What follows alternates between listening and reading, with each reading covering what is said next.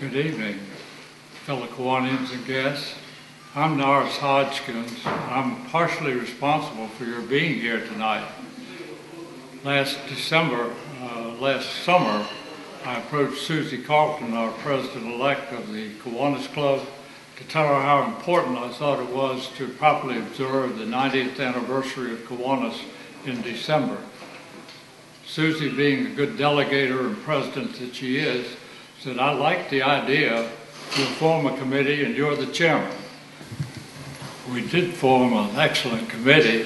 The first thing the committee decided was that we would have a special evening like the one tonight in lieu of a regular Kiwanis meeting.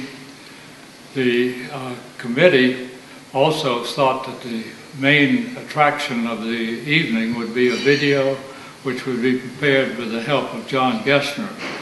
I'd like now to introduce the various committee members to you in the order that they will be doing the narration of the video. First, there's a three-generation Kiwanian, Chris Smithson, who will do the early days of Kiwanis from the start in 1922. Next, we have two veteran Kiwanians, Bruce Warlick and Jim Dawson, who will cover the period after World War II. And finally, one of our outstanding women members, Wendy Russell, will bring the story up to date.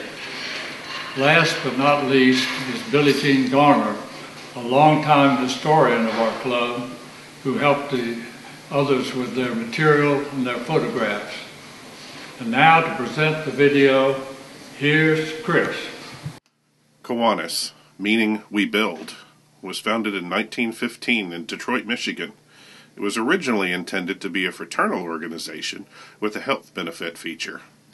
Soon after its founding, however, the mission of Kiwanis adopted a service-oriented focus. New clubs sprang up rapidly, and Kiwanis went international in 1916 with the formation of a club in Ontario, Canada. Today's Kiwanis serves youth and children through 7,700 clubs and over 240,000 members in 80 nations. Today's Kiwanis Club of the Sandhills was founded in 1922 as the Kiwanis Club of Aberdeen. True to the original Kiwanis motto, we build, the builders of our Kiwanis Club are also the builders of the Sandhills as we know it. Club founder J. Talbot Johnson of Aberdeen had learned of Kiwanis when he attended a meeting during a business trip to Columbia, South Carolina. According to Johnson, we got the necessary information from Detroit and talked several into joining. Then, hoping to assist the prestige along a bit, we tried to get Leonard Tufts of Pinehurst to join. Tufts, who operated the Pinehurst Resort, which owned the town, joined with some reservations. Said Johnson, he didn't see why a Pinehurst resident should be joining an Aberdeen organization. Actually, the intent was to have members from all the local communities, but rules at the time required clubs to take the name of the town they were located in. In time, the rules changed, and our club's name became reflective of its membership, the Kiwanis Club of the Sandhills. Early club members and presidents include a who's who of the builders of the foundation for our community. Pinehurst's founding Tufts family, as mentioned before, was joined by the Pages of Aberdeen. Other names familiar to local historians, Mudgett, McKeithen, Dana, and Schamberger, figure prominently into early years of the club. The Kiwanis Club of the Sandhills grew rapidly and strengthened fellowship. Said club secretary Richard Tufts to the membership, there is no better way to learn that your neighbor is not a cutthroat and a robber than to meet with him every week to work with him on some undertaking of your common interest. But our club was not just limited to fellowship at weekly luncheons. In 1927, the Kiwanis Club for the first time awarded a Builders' Cup in recognition of unselfish service in the upbringing of the Sandhills. John R. McQueen was named the first winner, and his career epitomized the criteria for what was to become the most prestigious award in the Sandhills area. Again, those who built the Sandhills built the Kiwanis Club of the Sandhills. To many, there is no single piece of public infrastructure more identified with the Sandhills than Midland Road. At the time, Midland was the only physical link between Southern Pines and Pinehurst. From its earliest days, the club insisted on its proper maintenance. from oiling earlier on to paving later. The signature feature of Midland Road, however, is its pine trees, which the club raised funds to plant. Another goal of the club from the outset was the establishment of a Sandhills Hospital. Early club members Dr. Mudgett, Robert Page, and Dr. Clement Monroe were instrumental in the founding of Moore County Hospital, now Moore Regional Hospital. In the Sandhills, Kiwanis truly means we build. Well, here we are, 1946 to 1972. By 1946, the club was gaining more in county stature, with 50 members consisting of county leaders. For speakers at the club meetings, we had 3 legislators, 4 senators, 5 governors, Luther Hodges, Jim Hunt, Bob Scott, Terry Sanford, and Dan K. Moore. Some members took part in visits from Presidents Eisenhower and Nixon. Our membership participated in numerous state and county projects. The purchase of the Shaw House, for example. 2 baseball games between the club and Southern Pines High raised $490 for the hospital. Of course, we lost. Volunteers went to Camp McCall to welcome home troops from WW2. 15 high schools were merged into 3. The piquet contest was one of our outstanding achievements. After being between school glee clubs in competition, a change was made to award musical talents from all high schools. Awards of $5,000, $3,000, and $1,000 were great benefits to the students. On our 50th anniversary, we sang one of Charlie Piquet's Sandhills 16 songs. Sandhills 16 was a group of 16 men. Charlie Piquet owned the Carolina theaters in Pinehurst and Southern Pines. He had such notables as Will Rogers and Annie Oakley. He was the oldest movie operator in North Carolina, so he got movies before Charlotte or Raleigh. We took part in the vocational guidance at Sandhills Community College. The club endorsed to the FCC station WEEB, owned by one of our members. We sponsored a polio clinic treating 4,200 in Southern Pines and 24,000 in Moore County. We supported and helped fund Camp Easter. Supported the groundbreaking at Sandhills Community College on November the 25th, 1964. We discussed a fitness center, which was finalized by First Health. We organized the Choice House for runaways and druggies. We purchased 2 calves for the 4-H club members in the county, and they raised them to sell. We hired for several years the lifeguards at Aberdeen Lake. July 1955, we started the Kiwanis Foundation to help fund college students. This has been ongoing and has helped many students. Sandhills Builders Cup started in 1927 with winners for 77 years. In 1987, women were invited to join Kiwanis, and although I and many others opposed, thank God for our lady members today. Our club held Carolina's district conventions in 1950, 1965, and 1970. Our fundraisers were fruitcake sales, Angus all-purpose cloths, auto seat belt sales, pancake breakfast sales since 1965, fundraisers for the Camp Reeves Boy Scout Camp, a baby page in the pilot for the nursery at Moore County Hospital, and the horse show from 1952 to 1991. Our club has always been a fun club, and one of the best jokes was on Judge Rowe. He had several children and a lot of cattle. Once he brought a bull to improve his herd. Well, this bull just ate grass, drank water, and paid little attention to his cows. He called one of our members, Dr. Cliff McLean, who gave Judge Rowe some medicine for the bull to make him active. The same afternoon, the new bull chased and performed on Judge Rowe's cows, and then jumped the fence and began chasing the neighbor's cows. The neighbor asked what kind of medicine it was. Judge Rowe said he didn't know, but it tasted a lot like peppermint. The Kiwanis Club of the Sandhills had a membership consisting of most of Moore County's leading businessmen and civic leaders in the 1970s, and on into the 1990s and beyond, each from a different kind of business, who were encouraged to do business with their fellow Kiwanians, who they would get to know on a more personal basis, but with whom they were not to discuss business at our meetings. In those years, one had to be invited to apply for membership, indicating that not everyone could be a Kiwanian. Further, members are required to attend every meeting. If one could not possibly be there, he would attend a make-up meeting at another Kiwanis club, which would keep his record of perfect attendance intact. Early members not only included business leaders like the Tufts, but also doctors like Clement Monroe, who started our hospital and for whom the initial wing is named, and Dr. William Hollister, the visionary who saw the need for bringing in more doctors and expanded facilities.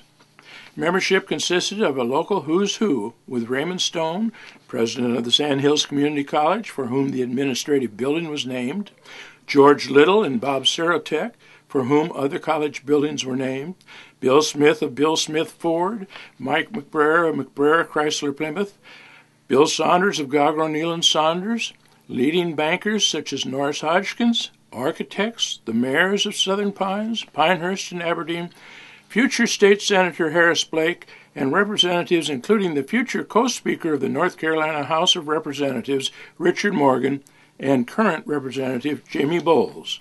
Also, Dr. David Bruton, who served on the governor's cabinet on the Democratic side. Sam Reagan, owner of the Pilot, became our state's first poet laureate.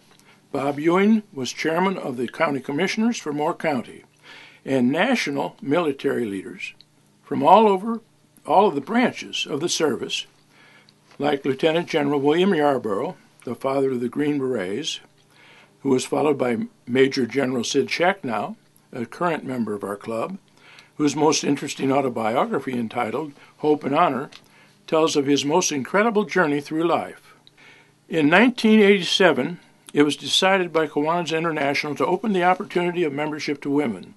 This caused some concern within the all-male membership, but generally it was very well received when Mike Smithson nominated his sister, Sandy Auckland, to be our first female member. Others soon followed, and membership actually began to grow, reaching 196 in 1996. Another member, for whom a building was named, is Voight Gilmore, and it was the administrative building at Pinecrest High School, named in his honor. And of all the buildings named for Kiwanians, one of the most meaningful, of course, is the Head Start building dedicated to the Reverend Dr. Harold Hyde, Jr., who with Dr. David Bruton took the initiative to find a site, planned the facility, and then headed the fundraising done by our club to establish this wonderful preschool facility in West Southern Pines. Governor James B. Hunt spoke at the dedication of the Head Start building on October 4, 1994, at which time North Carolina Poet Laureate Sam Reagan recited his poem written for the occasion, We Build. Fundraising events of our Kiwanis Club charities and scholarships have varied over the years. In the late 1970s, our club sponsored a very successful horse shows. Putting on these shows involved the entire membership, especially when the horse track railing had to be repainted by our members in order to use the facility at Lloyd Tate's Horse Farm on Midland Road, which is now known as Longleaf Country Club. The news clipping shows horse show chairman Richard Morgan, Lloyd Tate, and then President Charlie Simons. When our professional horse show advisor ran off to Florida with the proceeds one year, it was decided to start another type of fundraising event. This led to the Tour de Moore and Springfest, where again most of our membership became involved in selling tickets and serving food like fried chicken box dinners on Friday and on Saturday barbecue lunch carryouts on the main street of Southern Pines as part of Springfest. By working on events like this together, our members became closer friends and membership grew. Luther Adams, with strong support from Dr. David Bruton, led our club to forming the John Williams Fund as a memorial to the Pinecrest High School coach John Williams, whose sudden death at a railroad crossing shocked us all. A series of annual golf tournaments yielded enough to fund four-year college scholarships, the rebuilding of the track at Pinecrest High School, and the baseball field, including the lights. These tournaments were successful fundraisers for 16 years, raising from $15,000 to $25,000 annually. During the 1970s, 80s, and into the 90s, we enjoyed several homes for our meetings, such as the old Holiday Inn on US 1 opposite Saunders Boulevard, then the Elks Club, both in Southern Pines. Our club started the Kiwanis Club of the Pines, the Kiwanis Club of Seven Lakes, the Golden K Club, the Kiwanis Club of Pinehurst, and the Kiwanis Action Club. Eventually we moved into the clubhouse at Pinehurst National Golf Club, which later had to remove the register name Pinehurst from its name. Our Kiwanis Club of the Sandhills continues to meet at National Golf Club. In the 1993-94 Kiwanis year, our own Dr. Wayne Adams, a Sandhills Community College dean and professor, rose through the ranks of our Carolina District of Kiwanis to become the North and South Carolina District Governor, our only member to reach this level in our 90 years as a Kiwanis Club.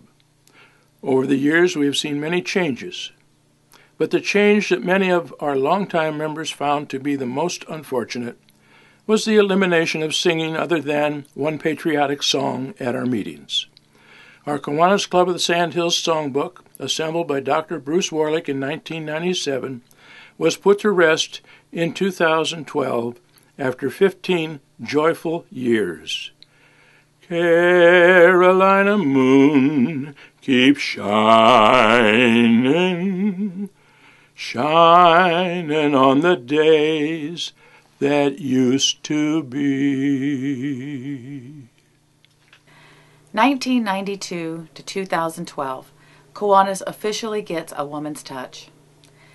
So many achievements and events occurred during the past 2 decades for the Kiwanis Club of the Sandhills, but it would be hard to argue that the most significant of these would be the admission of women into Kiwanis in 1987. In 1988, President George Little inducted Sandy Auckland, now Sandy Donovan, as the first woman member of our club, and a truly new era in Kiwanis began.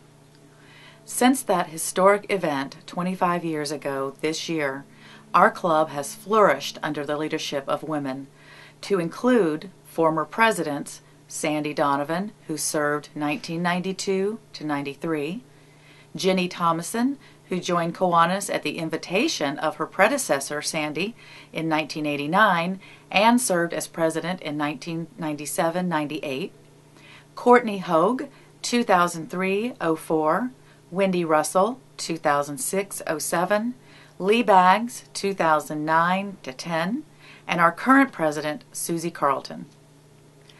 After joining, Sandy said that before she knew it, she was president.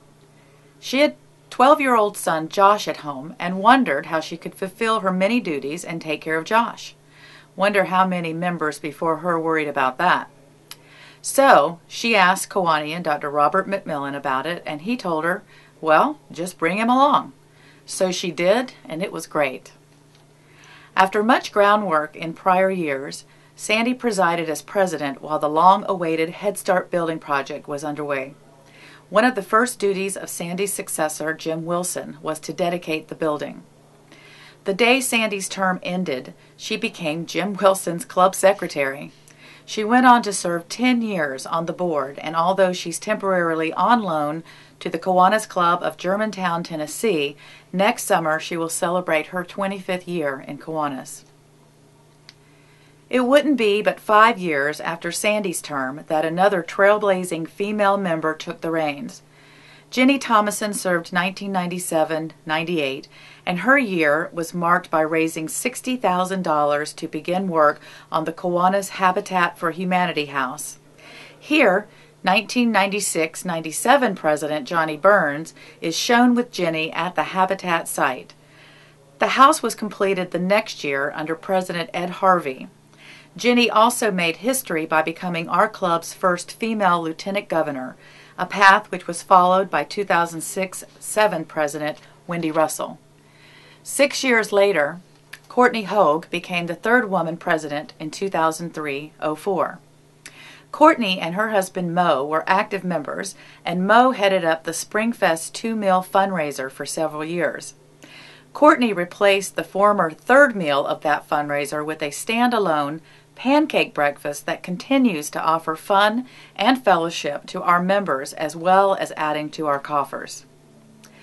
Wendy Russell's tenure as president in 2006-07 was known as the year of too many fundraisers.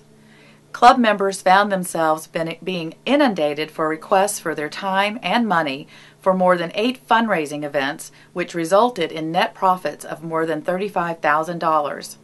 These included Casino Night, which began under the leadership of President Scott Dawson and continued for 6 years with Charlie Carlton heading up those efforts, the U.S. Women's Open Golf Championship concessions, a golf tournament for the Head Start music program which President Paul Gibson began, and the infamous Rockingham Dragway concessions.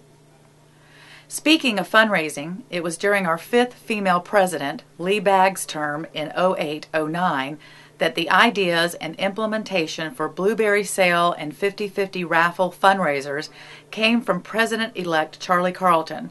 It was during Lee's term also that the beginning of our initiative with Moore County Schools and the Military Child Education Coalition began its so far successful collaboration.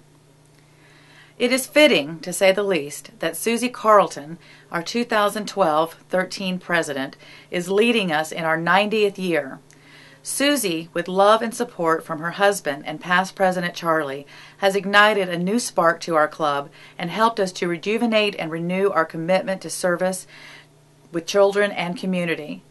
During the past 2 years, leading up to her term as president, Susie has also turned a focus on a very important and one of our most vulnerable populations, children of military families. Today, women comprise more than 25% of our membership, and that number continues to grow.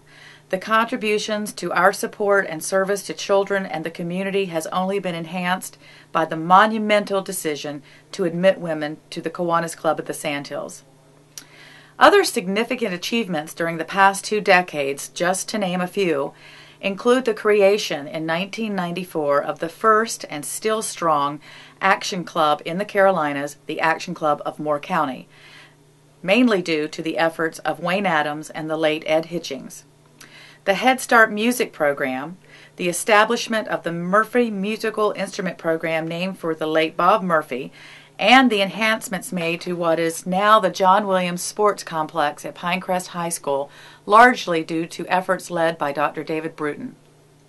Among the many famous and accomplished members of our club was General Bill Yarborough, memorialized as the father of the Green Berets. Shortly before his death, Yarborough was honored on September 30, 2005, with the donation of a bust in his honor at the Airborne and Special Operations Museum in Fayetteville. The honor was spearheaded by Voight Gilmore, Bruce Warlick, Norris Hodgkins, and Ed Matney. Major General Sid Shacknow is shown during the dedication of the statue. Other presidents who have led our club most distinguishably these past 2 decades include Bill Clement, Jim Dawson, who had the brilliant idea to do a member photo directory, Johnny Burns, Jim Parker, the late Hal Hyde, Marshall Berg, George Hillard, Jay St. John, who led admirably despite taking weeks of medical leave to have a much-needed kidney transplant, and our immediate past president, Jim Lewis. As previously noted, Sam Reagan, poet laureate and then editor and publisher of The Pilot, wrote the We Build poem for our Kiwanis Club, first read at the Builders' Cup banquet on February 13, 1994. It reads, "Building is done, brick by brick, stone by stone, board by board, nail by nail. It is also done with words and by deeds. Word by word, deed by deed, we are proud that we build. We find pride and courage from our yesterdays, we celebrate today, and we look to tomorrow, and the sun of the seasons shine on our visions as builders for people and their dreams. Let us celebrate, because we build.